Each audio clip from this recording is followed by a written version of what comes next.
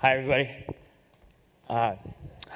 I work for an organization called Roadtrip Nation, and we send students on road trips. So, a lot of people hear road trip, and they're like, oh, yeah, a road trip, I know. That's kind of like this, right? Yeah, okay. Yeah, and there's probably a little bit of this going on too, right?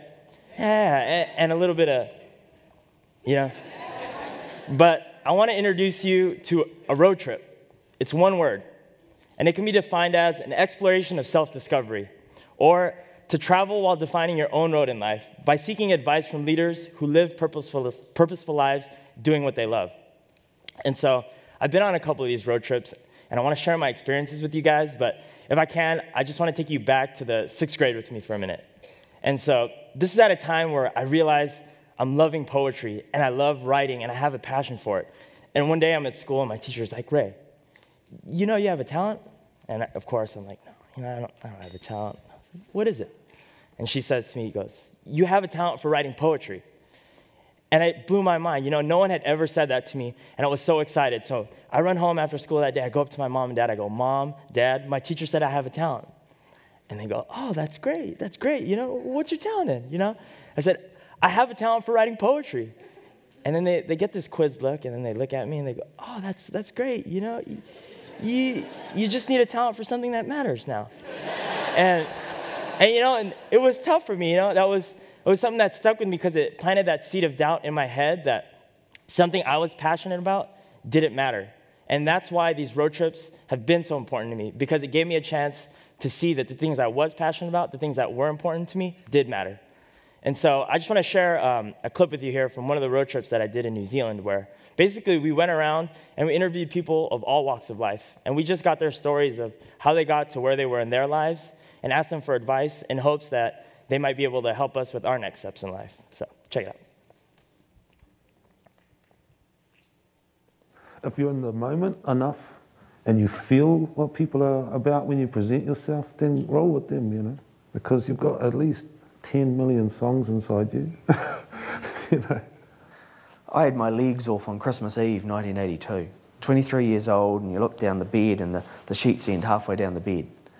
And it's like, right from that moment onwards, it was, wow, how can I turn this into an advantage? Sometimes with bungy, we see it as actually like a pinprick in time and space, and everything leads into it, and it's like a big funnel, a big cone just going in towards this one pinpoint in time, which is the time when your brain says to your body, okay, now it's time to go.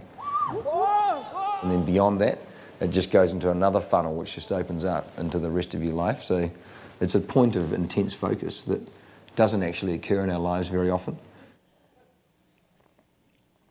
And so that's just a little snapshot into the road trip that we had.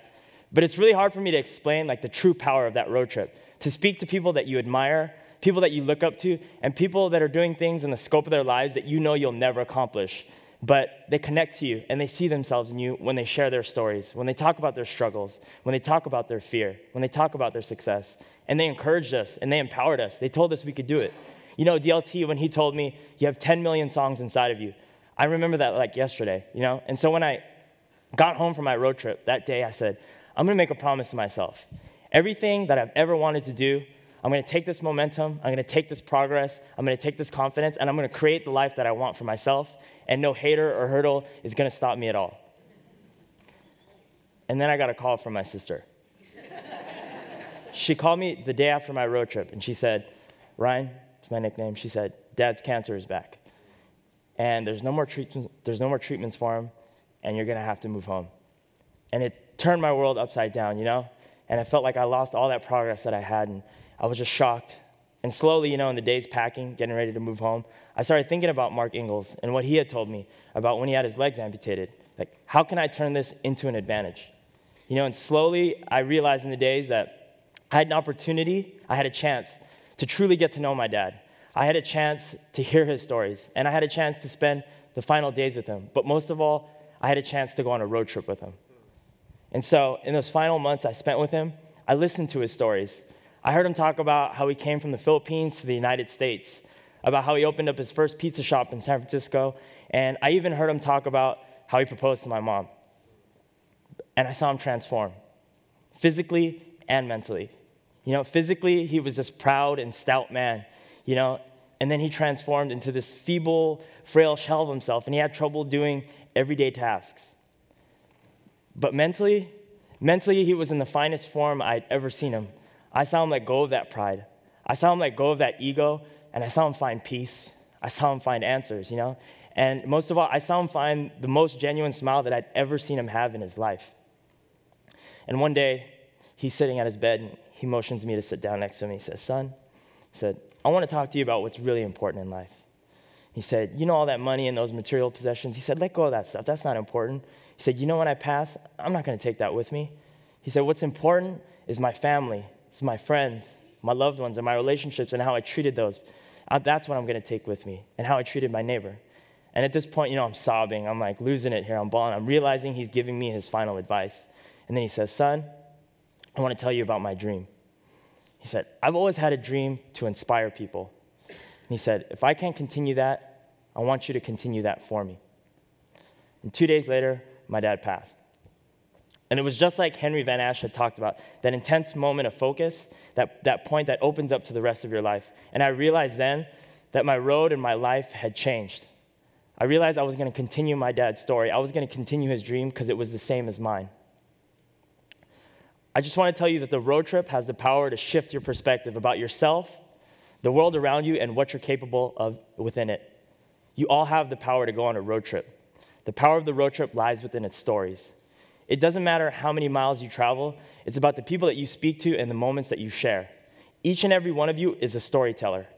Each and every one of you has a story and an experience unique unto its own. So therefore, your greatest teachers are sitting amongst you right now. And it's truly up to you whether or not you choose to listen or to share these stories and to impact another person's life. And I truly, truly hope that you do. And I leave you with this. If only we dared to share the stories of our existence, then ignorance wouldn't be bliss because we'd have found wisdom. So share or share not. Let your soul be a prism or a prison. Because we all have life, but living isn't given. But just remember, when your road trip ends, you'll be left to answer the question to yourself, how well was it driven? Thank you.